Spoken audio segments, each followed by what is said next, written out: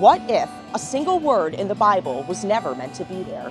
What if that one mistranslation shaped how entire cultures understand love, faith, and identity? That mistranslation happened in 1946. And for decades, it has been repeated, defended, and weaponized. Now we're tracing how that moment continues to echo across churches, classrooms, and countries. We're exploring how misinformation about Scripture spreads and how critical thinking, education, and honest dialogue can help us see the bigger picture. This is the 1946 Culture Shift Tour, UK, a journey through language, belief, and the stories that shape us. In this episode of the 1946 Culture Shift Tour, United Kingdom, we're looking at what happens when belief systems are used to control instead of heal. We're joined by Rachael Reign, founder and CEO of Surviving Universal UK, the UK's first Black-led organisation supporting survivors of cultic and spiritual abuse. Drawing from both lived experience and advocacy, Rachael helps name forms of harm that are often ignored, dismissed, or hidden behind religion. We talk about cohesion, safeguarding failures, recovery, and connection between spiritual abuse and conversion practices. It's a grounded conversation about reclaiming voices, exposing harm, and building safer communities for those too often left unheard. Join us for this inspirational episode with Rachael Reign. Rachael, thank you so much for joining us. We're really honored to have this conversation. I think it's such an important conversation for our audience. Absolutely. Thank you so much for having me. I'm really excited to speak about this today. Yeah, so actually then for our listeners and people who might be meeting you for the first time, tell us a little bit about who you are, and then maybe we can jump right into what Surviving Universal UK is. Sure. So, my name is Rachael Reign, of course, and I'm the founder and CEO of Surviving Universal UK, which is the UK's only organization dedicated to addressing spiritual and cultic abuse, but from a culturally competent angle. So we specialize in amplifying the voices of global majority communities, which is something we don't see. In the cult survivor community, which is thriving. It's unfortunate, but fortunate, because it's a shame that we have this problem, which is only getting worse. But I suppose it's fortunate that we have a cult survivor community because people can actually be with people who get it, people who understand it. But even within that community, there's still so little representation from Black people or brown people. When you see documentaries or interviews, you always hear about the experiences of survivors who are predominantly white, which of course is super important, and not to minimize their experiences. Yeah. But for me, who works with predominantly Black survivors, I know that there's just such a huge proportion that's not ever represented. So I suppose I'm the founder of something that I wish I had. I wish I had a community when I left a High-Control group. And I suppose that's where my story begins. I'm a survivor of a High-Control group or cult, a religious cult, for 8 years here in the UK. So I kind of came out, I found my voice, I found my feet first of all, and I saw there was a need for this community. So I started it, and the rest is kind of history. I'm sure we'll get into it. Yeah. Before we get into the next question, I actually want to have a little follow-up on that. When we were doing the 1946 movie and looking at all of the research, and Kathy Boldock, who does the work looking at all of the disciplines throughout time to kind of get to this pinpoint of sexuality and understanding it. And what she discovered is that most of and all of this case studies are not only just on men, but white men. And so that it excludes women then, and she makes a joke on how we didn't even know women had orgasms until the 60s. There's that lack of research. And so, within our own community, we find then these groups that are just the main focus. And so I think it's really important what you're doing to be able to expand the conversation. So no, this includes way more people than just this one people group. And it's really important to be able to amplify that. So then I guess We know what led you into finding Survival Universal UK. Can you tell us a little bit more about it and what the day-to-day operation of that organization looks like? Sure. So the day to day, no 2 days are the same. We're a small community interest company here in the UK, but we support survivors from all around the world. When we first started back in 2022, the floodgates really opened. It started from me going on live on Instagram one day during lockdown. So many good things came out of it, right? But it literally started from me going on Instagram with a friend who also used to attend the same cult and just speaking our truth, just literally shooting the breeze. I didn't expect anything to come out of it. I was just kind of like, I was pissed. I just wanted to talk about it. I wanted to just get it off my chest. It was literally here for years and years, and I wanted to bring it out. So I weren't anticipating other people coming forward. I weren't anticipating anything. But it happened, and literally after that night, people started trickling into the DMs. I went through the same thing, or, I had no idea you went through this. That's why I left. And it kind of spread around the UK. And then before people from around the world started getting in contact, people from the US, people from Africa, because the church I was involved with, it's one of the largest mega churches in the world.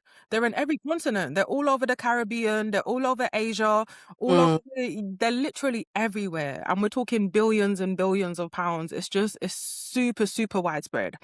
So people started reaching out from all over. So day to day, I think from the very beginning, it came from just meeting people where they are.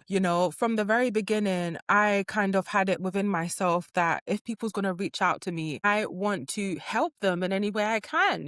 At the beginning, there wasn't any language, there wasn't any resources. I quickly kind of had to fall into line to make sure that I was doing everything I can for us to have the strongest position to be able to move forward.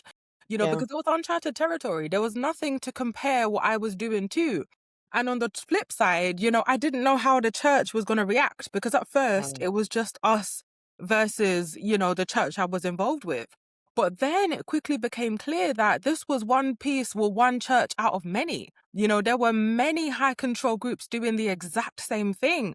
Yeah. So it was about learning everything as I went, how to advocate. And then, of course, safeguarding became a big part of it, making sure that I was looking after people in the safest way possible so that I'm safe, so that people safe. So in terms of what we do every day, we operate a kind of frontline service. So we get referrals from people. I would say we get between like 3 and 5 referrals every week. And Wow. these are from people who are currently in a high control environment. These are from parents who have a kid who's in a high control environment. These are from professionals making a referral. So every week we get referrals from people in different positions. We get people that left a high control group years ago, and now they're ready to come forward and speak about it. We also provide research. We do our own independent research because, of course, I was pulling my hair out for the longest time because it's like, maybe people will listen if I have stats. If I have data, maybe people will take it seriously. So I went ahead, it was completely unfunded. I literally went ahead, I kind of got my brain in check, and I conducted research, like full-blown academic research. And, we have it. It's our first independent research. But at least from that research, I can put stats on these things, and say 83%, and all of these things make a huge difference. So we do the frontline work, we do the research in academia. We also do campaigning, which is a huge part of our work. Campaigning for there to be recognition of cultic abuse. Here in the UK, there's literally nothing in any safeguarding manual of what to do in these situations. Teachers don't know what to do when they have a kid who's clearly involved in a cult. There's nothing in any statutory safeguarding frameworks. Wow. So we're campaigning for there to be a change around that. We're campaigning for an amendment to the Serious Crime Act, which right now, in the UK, if your spouse or, pretty much your spouse, anyone in a domestic relationship was to coercively control you, you can call the police, they can get arrested and face up to like 5 years in prison, right? But if my pastor was to do the exact same thing, the law simply doesn't apply because he is not in a domestic relationship with me. So we're campaigning for there to be an amendment which will recognize all forms of coercive control, because as we know from high control groups, Coercive control is the one thing every single one of them has in common. It's the coercive control that stems to the sexual abuse, the physical abuse, the financial abuse. It all starts from coercive control. So we tackle that, we'll tackle cults, more broadly. We also do a lot of media work because, of course, when I first started speaking out, especially with the group I was involved with, there was nothing in the media. Literally nothing. You Google them and you see all the glossy, glamorous stuff, all the positives, how wonderful they are, how much outreach they do, but you didn't see any of the harm. So from the beginning, it was my job to make sure that we amplified our voices in the media. And to date, we have a BBC panorama. We have numerous Guardian investigations. You Google them now, you're going to get the full picture. You're not just going to get all the good stuff. You're going to get their reality. And I'm so proud of that.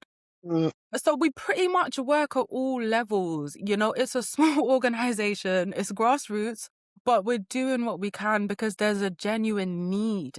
There's nothing else to compare it to. There's no one else doing this. And it makes me so happy to be able to do it because I can't get those years back, that I spent in the High-Control group. But I can at least put this energy and this kind of like hatred I had for them into something positive where other people can avoid what I went through and be helped and be supported. So it's just been such a joy. It really has. It's tiring. It's a whole lot. It's not for the weak, but I'm strong. It's been a real challenge, but honestly, we pretty much do everything. You name it, we will do it. And if not, we probably are working on it. I will say, your passion speaks volumes. And one thing I would say is small but mighty. Yeah. That's in mind because it takes a big person, an incredibly passionate person to take on something like this. Because I can imagine, like, from a self-care perspective, a mental health, mental well-being, it's a lot. It's a lot. And it's almost like reliving those traumas when you're trying to help people as well. We see it when we meet people and have conversations, So just firstly to say amazing work, well done. It takes some kind of person to take on something like this. And it's a lot. I wanted to talk about, we hear a lot about like radicalization. People, when you say that word, people know what that means. They instantly think about, far right, all these different sort of like terroristic groups. So when it comes to things like defining spiritual and cultic abuse, I want to dive a little bit more into that and think about how would you define spiritual and cultic abuse for people who are coming at it at the first time, because people may not necessarily understand what that actually means. Yes, absolutely. So I get asked this all the time, and it's difficult, especially when we talk about cultic abuse, because cults mean different things to different people. Generally, when you hear the word cult, you assume weird groups in America. It always seems to be America. Our mind travels, rightly so. So that's where our mind goes. We think weird groups in the countryside, robes, chanting, weird things, hippies. We think all of that. But cults are so much more common than people think. So essentially, when we're talking about cults, every cult or all cults are defined by these few characteristics. Every single cult has a leader. Every single one. If you get a group of people and no one's in charge and no one's the boss, chances are that's not a cult. Cults always have to operate with a leader, or shall I say leaders, but oftentimes it all boils down to one person who has absolute control, absolute authority. You're not allowed to challenge that leader. You're not allowed to go against the grain. Their word is basically law. So essentially, they are God. In their group, they reign supreme. They're the gods. They're the top dogs. They're the be-all, end-all. So that's the first kind of telltale sign of a cult. The other thing is cult members are brainwashed by nature. They are conditioned to believe their leader above everything else. It's the ideology, it's the belief. They believe in what they're being told. The other interesting thing about cults is they come in different shapes and sizes. When we hear cults, you think spiritual cults. But not all cults are spiritual. You have political cults, you have social cults, you have wellness cults. There's so many different cults. The other thing people need to understand about cults is they're literally everywhere. They don't look the way you think they do. They don't have cult at the top. You don't Google nearest cult to me. They don't call themselves a cult because they don't believe they're a cult. Yeah. They believe that they are a political party. They believe that they are a self-help group, a church, mosque, they believe that they're just doing what they have to do. So they never call themselves that. Another thing with cults is another telltale sign. The members always operate in the exact same way. And that's from a position of, you're not going to talk badly on my leader. It's like blasphemy. So every single cult has this in common. The members will fight you down to the ground to protect their leader or their pastor or whoever it is. It's a telltale sign. Yeah. Whenever I'm looking at groups, whenever someone comes forward with a disclosure or anything and I do research, I look at the way the members respond to criticism. In healthy groups, they don't mind criticism. It's like, Yeah. okay, let me hear what you have to say. If someone did something wrong, we will hold them accountable. No problem. With a cult, it's the opposite. It's, we didn't do anything wrong. How dare you talk about us? They never take accountability. They never put their hands up. This is the difference. And a lot of people, I know we're probably going to get into it, but a lot of people would say, well, aren't all religions cults?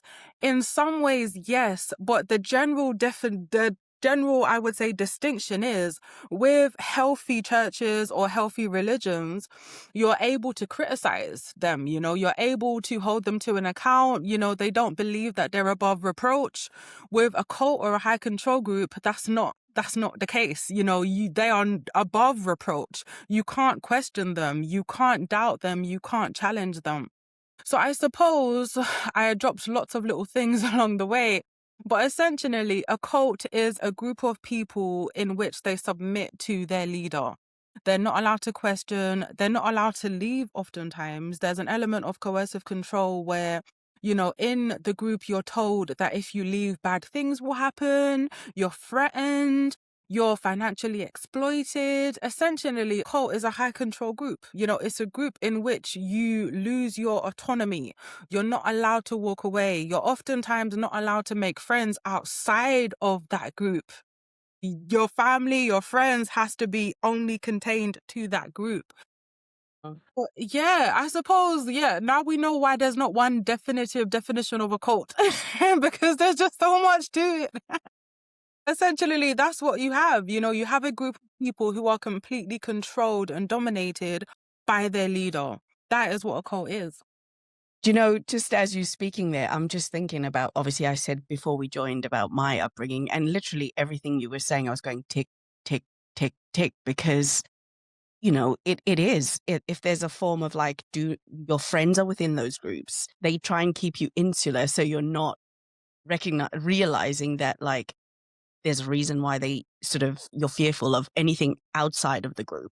And you see it time and time. It's like the tale as old as time, right? Yeah. So I was just literally everything. I was like, tick, tick, tick. So just a follow-on question from that, just because thinking of what the audience who are going to be listening to this, why is this form of abuse often misunderstood than any of the others? Sure. Or even It's a very good question. The reason I think it's underestimated is because a lot of people think, especially since, when we hear cults, we mostly think of adults, right? Of course, children grow up in these cults. I was a teenager, I was a child when I joined one. But generally speaking, we think adults. We think fully consenting adults who know what they're doing. We kind of assume that, well, they give consent. They're doing all of this because they want to do it, So generally speaking, no alarm bells. That's an adult. You chose. Why didn't you just walk away? If it was so bad, why didn't you just leave? It's the same kind of dynamics we see in domestic relationships. It's the same thing. When someone comes forward with abuse, it's like, well, why didn't you leave? They didn't like chain you to the bed. Why didn't you just walk away? It's the same thing with cults. You would assume that the people who participate in these groups understand what they're doing. They know what they're doing. If they wanted to, they can walk away from the group. But the reality is very different. The reality is that just like in an abusive relationship, you can't just like mentally just switch off and walk away. It's the same thing. You're dealing with layers and layers of trauma, of coercion. You're being brainwashed into thinking that when you leave, bad things are going to happen to you. And I suppose that kind of level of fear is even heightened when we talk about religious cults, because Mm. you're not only threatening my kind of like human body, that something bad will happen, you're threatening my salvation. You're telling me that I'm going to lose my salvation and go to hell. You're telling me that my family is going to go to hell. You're telling me that humanity's salvation is on my shoulders. So if Yeah. I walk away or if I question you, I'm not only kind of doomed here on earth, I'm doomed in the next. So it's this level of just so much coercion, so much Yeah. fear. And you're not doing things because you generally want to do it or you're happy to do it. You're doing it from a place of fear. It's Yeah. just so harmful. So I suppose when we see it on the face, you think, yeah, they know what they're doing. But the reality is we don't have control over it. We're literally in a trance. We're being coerced to an inch of our lives. So I suppose that is definitely why people underestimate it. But Mm. they don't see the harm, the fear, the terror. They don't see that. Yeah. Yeah, I think really there's so many, thank you for all that information. There's so many different levels as far as like, are people in a cult? Do you find yourself in a cult? What is a cult? And what I was thinking about while you were talking all that is a lot of these situations sound extreme, but even your simple example of if you can't question the pastor, there's Mm. a problem. I said that we were just at St. Mary's in London just yesterday showing the movie. And I made a comment on the stage. I'm like, if your pastor thinks that they know all and everything is, gospel to them, you probably should find another church. And it starts on that small level where in evangelical, specifically where I come in America settings, there is a mindset where there's the right kind of Christian and it's only one kind of denomination, that evangelical, literalist, authoritarian, like Erica Kirk types, to really just be honest with you, like they think that that their religion is the right religion. And it just starts that small in your little, you know, roadside church. And you don't realize the level of what that actually means. And then, as Josie mentioned, the community and things like that. So I kind of want to get into some lived experience here. You talked about how difficult it is to leave these communities. So we don't need to revisit that and some of the long-term effects. But Mm.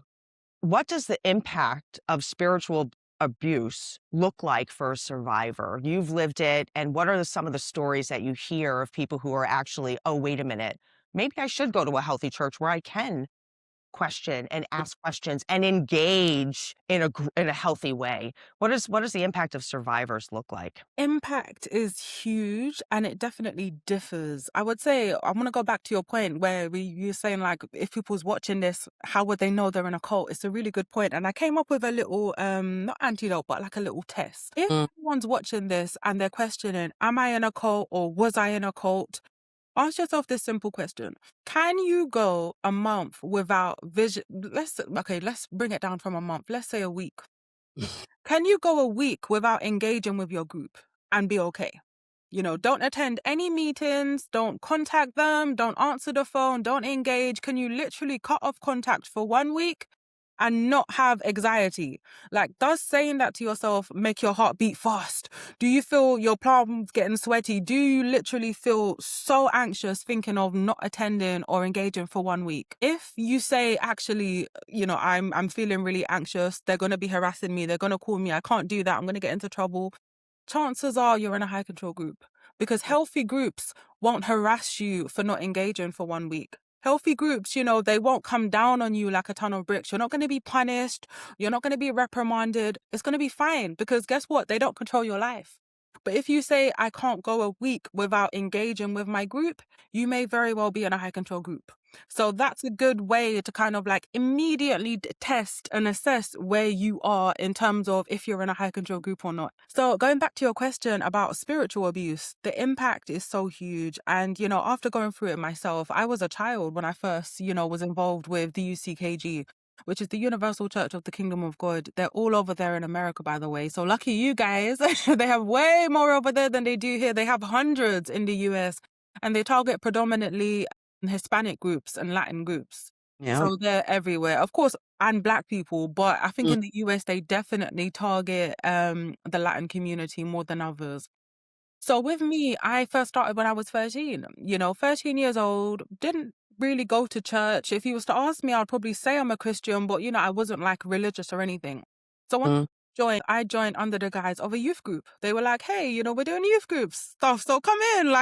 It's literally just upstairs. So I went upstairs, and that's the other thing. It was local. A lot of high control groups are local. So it has that element of it's safe. It's right around the corner, especially with young people. It's like, well, it's literally on my doorstep. Why not?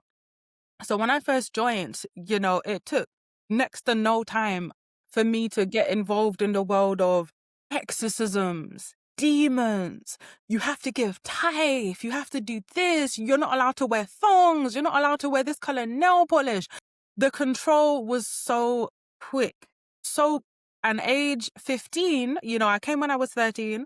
By age 15, I was made senior in the church. I became an assistant, which is like just under the youth pastor. So at that point, I had to go and perform violent exorcisms on my peers after having it done on myself. I was 13 years old when I underwent an exorcism in the Wow. UCKG. 13 years old. They would place their hands on your head and they would push it back and they would say, well, before the service, they would groom you. They'll be like, what do you want God to deliver you from? And looking back now, it's obvious that they were priming you for, to be receptive. They were finding your vulnerabilities off the bat. And I didn't really have any problems as such. So they were like, okay, so maybe, you have problems with boys. Do you like boys? And I'm like, well, yeah. And they're like, okay, so you have an evil spirit that's causing you to like boys. And it's like, oh. So I, with the first prayer, hands on the head, the evil spirit that's causing this young girl to have lustful thoughts, come out, show yourself. Because they're pushing your head back and you're hearing people around you screaming and rolling over, you're thinking, well, maybe I do have a demon inside of me. I do feel funny. My heart is beating fast. I do feel, a bit off. Of course you feel off. You're in a weird room and exorcisms are being performed all around you. You're a child. You're scared. You're literally responding to fear. But they play on that. And then before you know it, they're pushing your head back. You're on the ground. They push you down. They put you in a headlock. They drag you to the front of the church. They tell the church to open their eyes and look at you, who's supposedly being exercised. It was so traumatic. I was left bruised. I was literally left sore neck, traumatized. But because everyone was doing it, I thought it was normal.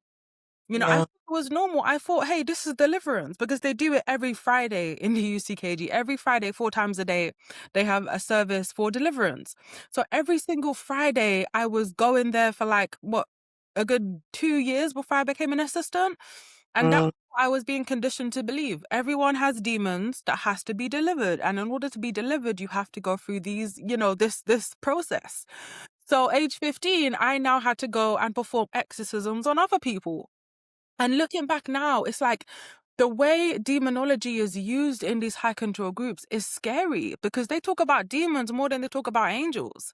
They talk about demons and hell more than anything. It's like, who's really in charge here? If demons are responsible for everything, where does God come into it? We Mm. never heard about grace. These high control groups, they never talk about grace. Never. It's always excluded from anything they say. But they will talk about demons, hell, sin until morning to night. So going through that process and being kind of groomed into believing that demons were responsible for everything, it was hard to not see it any other way. Yeah. Something would break, it's the demon, it's the evil spirit trying to attack me. Even when life's good and everything was fine, they're like, well, that means you have to pray even harder, because that means the devil's not intimidated by you. You never have peace. You could never just sit in peace in these kind of groups. You always have to be like struggling with God for something, for some kind of blessing that never comes, coincidentally. In these groups, you never get this miracle that you're fighting so hard to receive. So when I left, I got married age 19 in there, because in these high control groups, you have to, of course, marry internally and you have to get, pastor's permission. Age 19, I got married, and age 21, I finally left. And I would say towards the end of my time there, my mental health was probably at the worst it ever was. I was super depressed. I was thinking to myself, I can't stay because I no longer believe what's being done, but I can't go because then I'm probably going to get hit by a bus and die. I was like, I can't go, I can't stay. I contemplated suicide because I thought maybe, that's the only kind of relief. But then I remember them saying, if you commit suicide, you murder yourself. So technically you're going to go to hell. So it's like there was no way out. But age 21, I don't know, something just kind of clicked and I got a nerve one day. It was like a random Tuesday. And I wrote a message and I sent it to the pastor and I sent it to some friends. And I'm like, look, I don't agree with what the church is doing. I'm going to leave. And I left. Because I was so senior in the church, they didn't try to come after me like they came after other people because they knew that I knew the spiel. They Yeah. knew I know what they would say. So they didn't even bother. They knew if I was gone, I'm gone. But psychologically and spiritually, I was absolutely traumatized because I was convinced that now it was fair game for the devil. Yeah. I'm not attending the church anymore. I forfeited my salvation. I can die at any moment. The group I was involved with, the UCKG, they're maniacs. They literally showed us pictures of corpses that were supposed to be like ex-members. They had like an ex-bishop who was involved in some motorbike accident back in Brazil. And they Wow. showed his picture on the projector and they're like, you see, he was once where you are. And now look at him. And we saw this from childhood. So visions of death and huge calamity for leaving was so vivid. So when I left, I was absolutely traumatized. I was super depressed. I felt like I failed humanity. I was thinking about all of the people over the years that I brought to the church. I was at my lowest point and spiritually, I just felt traumatized of God. Yeah. Many, many years, I was a raging atheist, raging like I don't want to hear nothing of it. I don't want anything to do with God, anything to do with religion. And of course, that's understandable. Who wouldn't feel some kind of way? I saw the very worst of religion. But I think over the years, I definitely, and I'm really glad, and I literally advise everyone to do this, I literally just gave myself the time to see what felt right. I didn't put pressure on myself to attend any church or any doctrine. I literally just like floated around for a few years and I loved it because you get to see what makes sense to you. And now I'm in a place, I'm not religious, I don't attend church and I wouldn't call myself a Christian. I still believe in, I like the idea of having, a higher power, but I don't subscribe to any mainstream religion. But it's been a beautiful journey, to have the freedom to believe in what you want or to not believe in what you want is so liberating and it's been great for me. But I work with survivors who go through different kind of journeys. Some people, they've been able to find healthy churches and they've been able to use their experiences, to inform them, which is great. Some people are no longer religious, which is also great because it works for them. Some people are like me, they kind of found their own way. Some people have found other religions. So the experience has very much been varied. And with Surviving Universal UK, I wanted to make it a point to ensure that we don't alienate anyone. We don't advocate for religion, but we don't advocate against religion either. Because at the end of the day, we're not another cult. We're not going to tell you what you have to believe or what you don't have to believe. We're just here to support you, period. So Yeah. the journey and I would say the long-term effects for spiritual abuse, I would say it's enduring. I don't think we ever get to a point where we're fully healed. I was left with PTSD, complex PTSD. Sometimes I see like crosses on pulpits. I went and did a sermon with the Salvation Army in one of their conferences they had. And they had a pulpit with a cross in it. And immediately I'm triggered because I feel like I'm back in the service. Yeah. So kind of PTSD associated with spiritual abuse.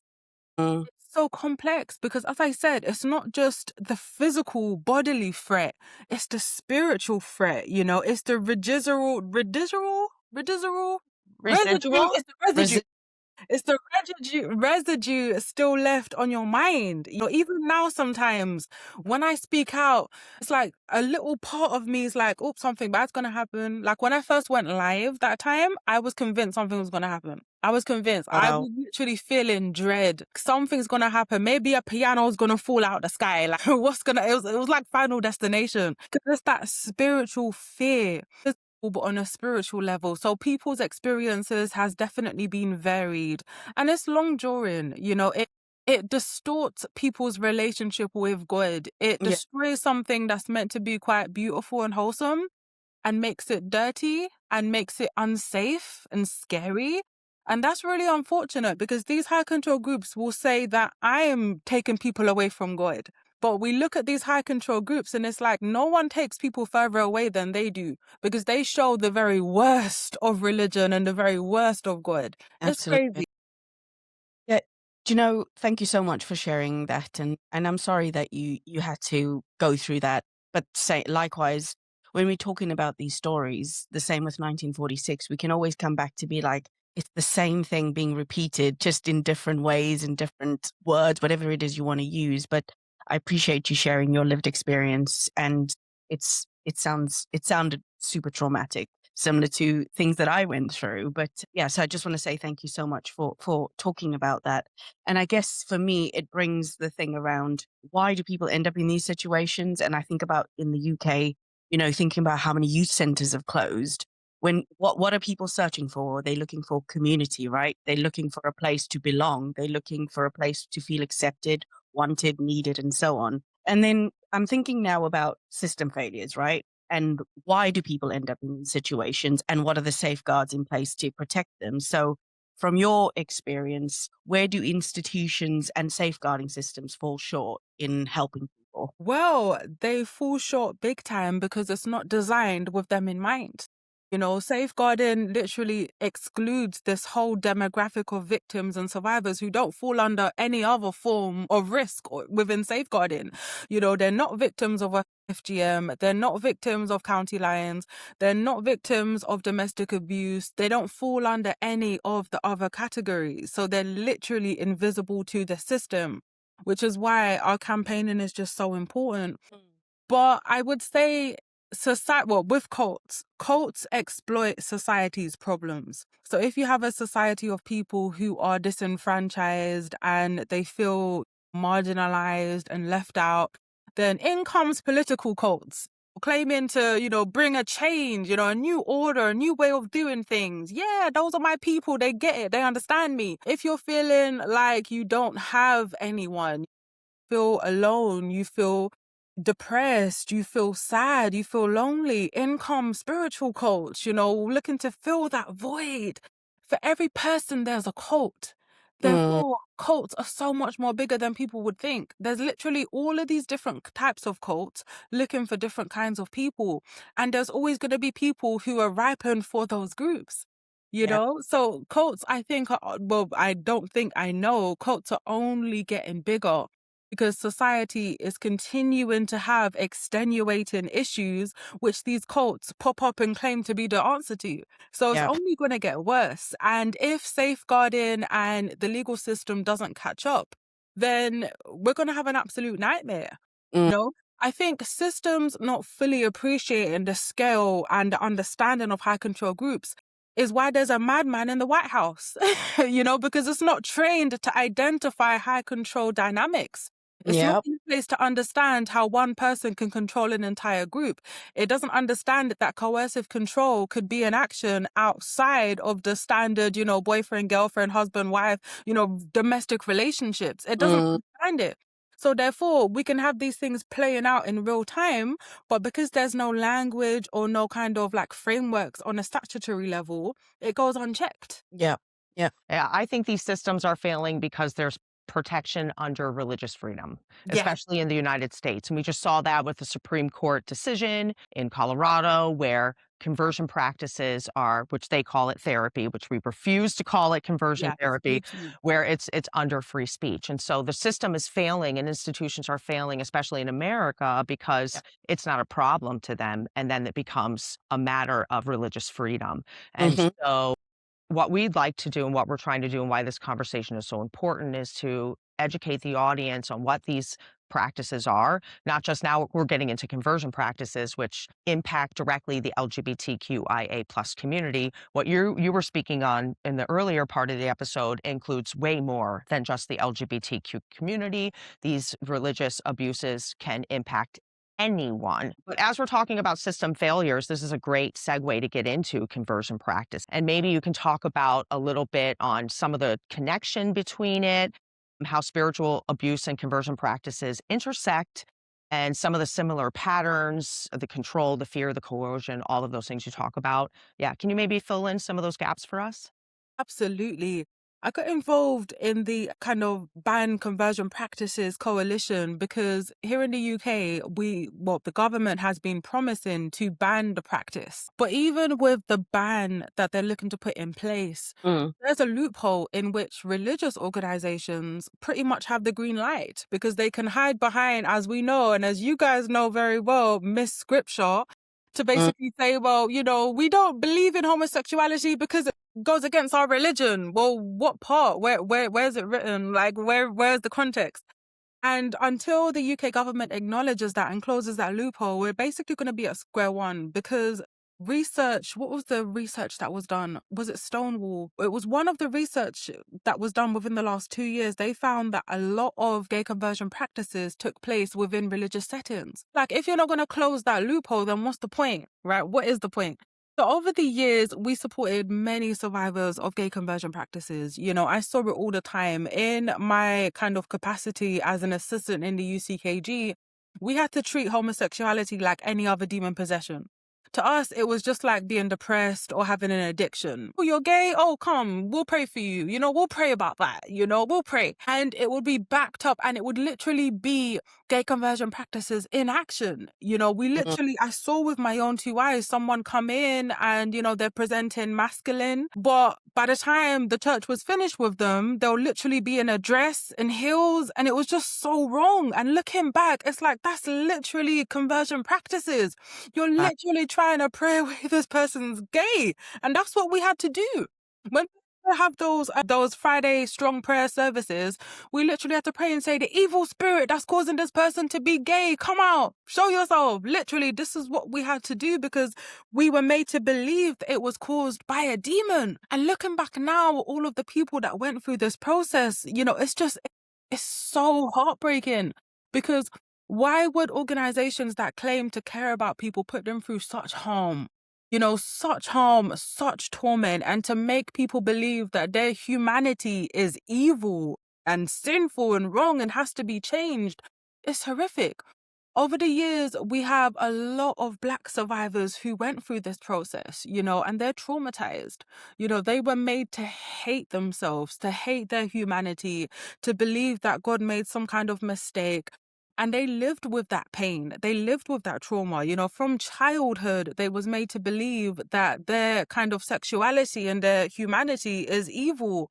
We see that play out. And a lot of survivors we work with, after years and years of leaving the high control group, they still feel conflicted about their sexuality. There's many who have fortunately, embraced who they are. And today, they're living in their truth, and it's an absolute beautiful thing. We've helped a lot of people to kind of see past the abuse and get to where they are now, affirming them, supporting them, helping them to know that they're safe in our community. mm, With Surviving Universal UK, I made it a point to make sure that we remain a LGBTQ plus, not just welcoming or accepting, but affirming, you know, mm. all survivors, people who are trans, all of the people, we're here to support, and I know for a fact that you don't have to be queer in order to stand up and do the right thing. Yeah. I fight for the LGBTQ plus community just like I would fight for my Black community, because at the end of the day, we're all people and we all need support, especially those of us who are marginalized. Mhm. That's pretty much where we stand. We want this ban put in place because we don't think that people who claim to have the moral, spiritual high ground should get away with traumatizing other people on the basis of their sexuality. We don't think that's right. We don't think that's fair. Mm, Another insidious thing about this is a lot of these groups who are literally carrying out homophobic practices, which is what, gay conversion practices are, they're religious charities. They are charities. They are registered. They're meant to serve the public benefit. They're receiving all of these tax breaks and they're receiving grants and gift aid, and they're being given all of these kind of benefits when they're literally breaking the law indirectly. Because here in the UK, to be homophobic, it's hate crime. But yet they get a pass because they're religious. Make it make sense. It doesn't make any kind of sense. So that's the journey we've saw. We've seen homophobia dressed up under all of these spiritual pretenses, and it's absolute rubbish. Mm. These places, they preach against the LGBTQ plus community, but you don't see that same energy with violence against women or any of the actual harms in society. And it makes me sick. Yeah. Thank you. Thank you so much for touching on that. Thinking about just how vulnerable, how this impacts a lot of vulnerable people, right? And it sort of targets the vulnerabilities within people. So I know so far we've spoken a lot sort of like generalized, and I feel like it's a good way for us to kind of go into thinking of cultural experience around race and power. And I wanted to know your thoughts on how does race and culture impact abuse and lived experience? And also then thinking of marginalized communities specifically, why are they normally overlooked? Because there's a lot of vulnerability within that where they are seeking community. So could you tell us a little bit about your thoughts on that? Sure. So, from a race perspective, I see that when we talk about here in the UK, right, we hear of groups like SPAC Nation, UCKG, groups that target predominantly young Black people. When I spoke to the police about these issues in the past, I've literally been told, at least you guys weren't in gangs. At least it kept you off the street. I Yeah. know for a fact that if white kids went through what we went through, they wouldn't be hit with such disdain, so little regard. We're telling you how we were traumatized, how we Mm, were literally physically abused, and we're being told at least we weren't out on the streets. So these high control groups are seen as the lesser of two evils, and to me, the harm's exactly the same. There's no difference here. You may not, be caught up in gang violence and all of these things, but you can lose your life just as easy. Over the years, there's been many people who's taken their own life because of these high control groups. yeah. You remember me saying that I felt suicidal, Yeah. towards the end? Absolutely. So many people feel that that's literally the only way out, and they've taken their life because of these high control groups. So Mm, it's not the lesser of two evils, it's evil. Can we address them in the same breath? Because either way, people suffering. So I think that the harm that comes from not understanding this as a cultural issue is that race basically dictates who gets safeguarded. Right? And we see this in everyday life. Like I said at the beginning, white survivors of cults, and again, I'm not talking down or being shady towards our white fellow survivors because we're all survivors at the end of the day, but they're seen so much more, they're met with sympathy, mm, understanding. Oh, you was just a child. That general kind of compassion. yeah, yeah. A lot of the times we don't get that. We're ridiculed. Why didn't you just leave? Where was your parents? Mm, That in itself is harmful. Also, the other thing that's difficult with race and high control groups and spirituality is because with Black and brown folk, we are a lot more inclined to participate in religion. It's seen as the right thing to do. You go to church, even though you may not subscribe to a full blown, religious life, there's still that kind of like respect for religion, respect for the pastor, respect for, religion as a whole. So to go against it or to question it is seen as like one of the gravest sins you could do. You're seen as like a heathen. Like, how dare you talk about a pastor? How dare you talk about God's anointed? Don't touch God's anointed. That Bible verse that's often exploited.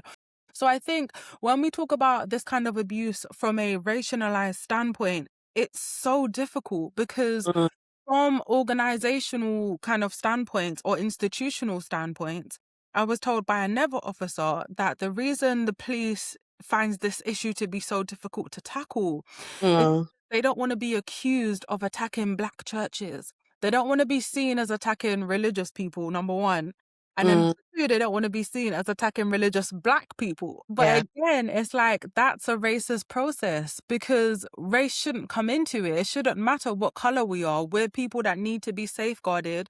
There's people committing harm on others. Why would you not intervene on the basis of race? It trickles down to everything. And the way Black people navigate services is different. Black people are less likely to report things to the police because of that historic mistrust of the police. We're less likely to engage with mental health services because, again, the mistrust with mental health services. So it's like there's little to no places for Black and brown people in these situations to go. Who are they going to talk to? How are they going to describe their experiences? Yeah. Who are they going to trust in this space? So I think the issue with Black people and these high control groups is just, it's so complex and it's so difficult. And I feel it's only going to get worse if we don't start to address it. Authorities need to stop being worried about looking racist and safeguard people, because currently there's literally nothing. You have all of these people who are looking for belonging. They're looking, to be part of something, especially young Black people. Here in the UK, it's like you have to pick a side. You're Yeah. either like on the white side where you like listen to music and you're not involved in the road life or, the street life, or you're on the other side. You have to kind of pick a side. There's Yeah. no in between. There's nothing to cater to people's, identities. Mm. These cults who want to fill that void, and it's really scary. A Mm. few weeks ago, actually, I was scouting because these days I do like to scout churches just to see who can be safe and who I can like say Mm. signpost to other people. And I was looking at this one church here in South London, and they seemed really promising, decent size. They had, it was predominantly Black. So I thought, okay, this might be a cool church. Let me Mm. just, let me keep my eye on them. So I saw they put out a post, and the post had rainbow flags. And I was like, oh my God, are they affirming? Like, oh my God, I was literally about to leave a comment congratulating them. And then I said, hold on. What does I this clicked mean? on the person's page because they had a speaker, they had an event. And they said, this person's going to be speaking. I'm like, okay, let me click on and see. My stomach dropped to my ass. I couldn't believe it. Their whole event was literally, they got two people. One was a guy, one was a girl. And their whole testimony was that they used to be gay. And now, they gave their life to Christ. And the name of that event was, Can You Be Trans and Still Have Christ? And I'm like, oh my fucking God, this is one of them places that literally pushed this like gay conversion narrative. And it's scary because a lot of queer, especially queer Black people, would see that and be like, oh my God, like they're accepting, like what, I can be myself. I can actually, like, is it safe? Only to be hit with that. It's just so scary. And Mm. a lot of these high control groups, especially groups who target Black people, they do that. They appear to be safe and to be understanding and welcoming, but they're not. They're literally not. They use that to try and entice you in and groom you in. They're like the creeps with the van. They're the creepy people in the van who you should stay away from. They're literally like dangling sweets, in front of these kids' faces. And these kids think because it's church, because it's local, because it's around the corner, because they look like me, it's safe. And it's not. It's really not safe. So yeah, I think those are the difficulties around race, identity. We're a spiritual folk. We trust church. And unfortunately, it's become a breeding ground for so much harm. Yeah. I would say anybody looking for a church, look at their website and definitely keep looking through the posts because if they're Yeah. not saying it, if they don't say something, then they're saying something. Yes. And then they'll either tell you if they're affirming or not, or where they stand on women's rights, reproductive rights. I mean, Yes. so many different things. It's So true. yeah, We have to be discerning with churches. We can't just assume that it's church is safe. You have to scout out a church like you would scout out a potential boyfriend, girlfriend, spouse. You have to, you have to do your due diligence. What does this church stand for? Yeah. And what you said about looking to see what they say is so important because a lot of these churches, they pretend, they cosplay to be affirming and welcoming. inclusive. Exactly. But why are they not explicitly saying what they stand for, who they stand for? So I think that's a very good tip, and it's something I definitely been looking out for. Absolutely. Well, I'm actually going to combine, I think, these last two sections because they kind of relate to each other on advocacy and change and hope and support. And then we'll let Josie give you our final question, which is our season question for the episode. But if we can just talk really quickly about we've talked about what you do on the day to day. We've already talked about some of the biggest barriers that are going on around change, institutional recognition, and things like that. But let's And positively, what are some of the progresses that you see right now in awareness and policy? Is that changing a little bit? And then for our listeners who might be in a high control environment, what might you want them to hear as far as these changes and positive notes and like how is it changing for the better? And then where maybe they can find some support outside of your organization, which we'll put all the show notes in, but maybe some other tips and tricks you can share with us. Sure. So there has been progress. We've been doing this for close to 4 years now. And literally just a matter of weeks ago, the CPS, for the first time in history, actually named spiritual abuse and violent exorcisms in their guidelines. Wow. That's huge. A few years ago, they would have never have mentioned spiritual abuse, violent exorcisms. They wouldn't have went anywhere near it. But because of the work we've been putting in, they've been forced to acknowledge it. And now, we're hopeful that Surviving Universal UK, working with the Home Office and working with the UK government, would ensure that we're not only recognizing it and naming it, but we're responding accordingly. So now that they're recognizing that spiritual abuse and violent exorcisms and these things happen, we're going to need the resources. We're going to need the support. We're going to need the follow-up. We're going to need the framework. So for me, that's huge. The fact that those issues have even been named by the Crown Prosecution Service is huge. We're now in spaces that we never thought we would be operating in. In terms of progress, Surviving Universal UK, of course, is a member of the Ban Conversion Coalition, which is awesome. We're also advisory members to the National Working Group Against Spiritual and Ritual Abuse. We're also expert partners to the APPG, which is the All-Person Parliamentary Group for Safeguarding in Faith Communities. So we literally bulldozed our way into these spaces to take up room because previously it was not occupied. These conversations were being had without people who lived it and without people who look like me, who have my skin. You can't advocate for me and support me if you can't see me, if you don't understand where I'm coming from.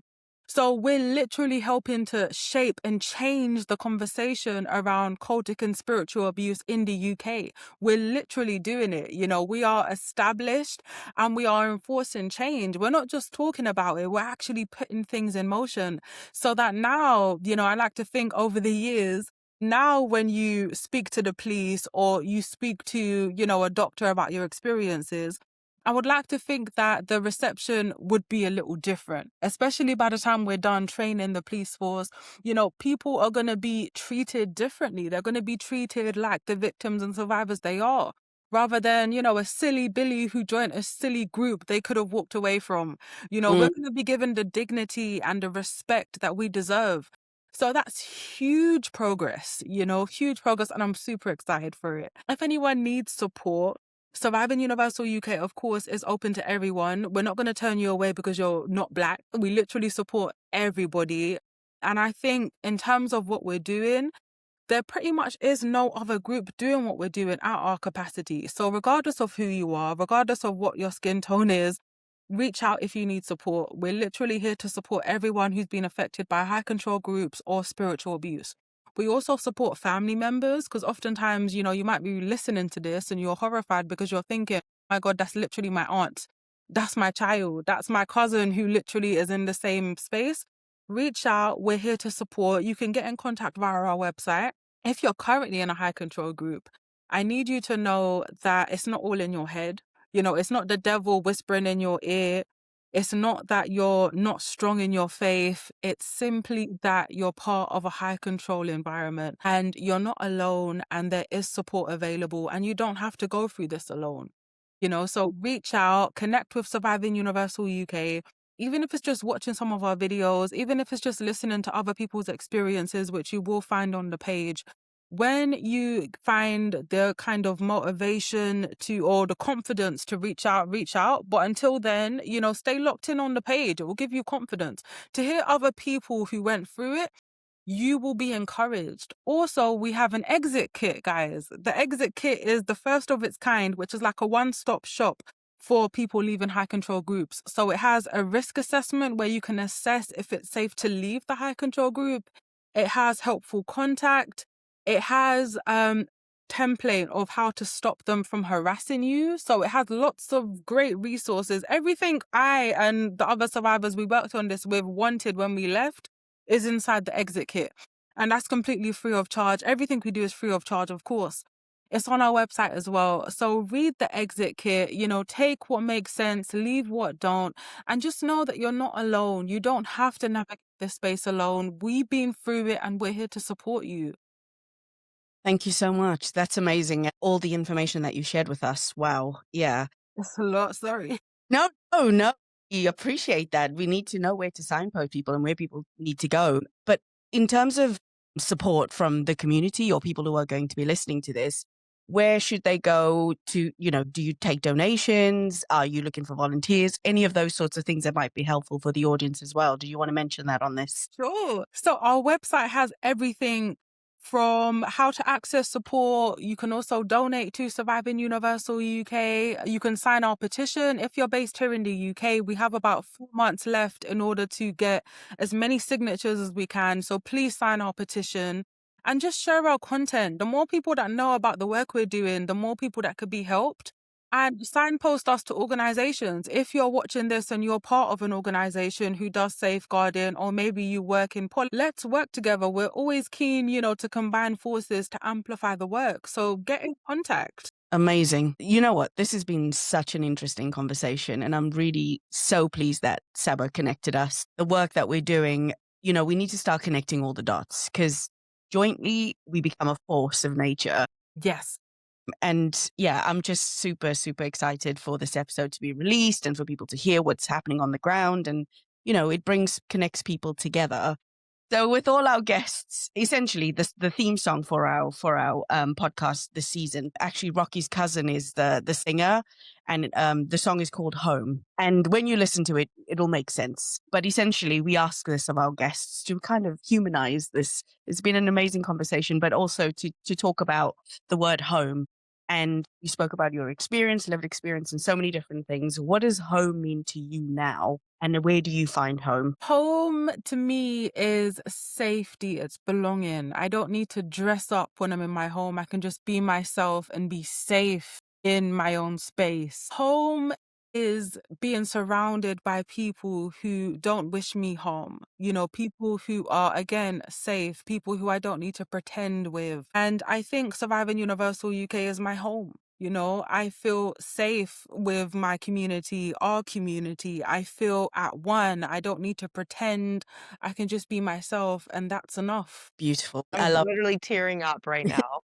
It's true. We're an awesome community. You would find the cult survivor community. We're quite hilarious because if we don't laugh, we'll cry. Yeah. So I definitely do feel that. That's beautiful. Thank you. Well, thank you so much again, Rachael. Hopefully we get to meet in real life soon since I'm now London-based. I just got my visa on April 10th. So we will see you hopefully in the real world. And to all of our listeners, thank you as always for tuning in. We'll see you on the next one. Thank you. There's a way to escape from this pain. You don't have to fall away. You don't have to learn to stay as you bow your tears to pray.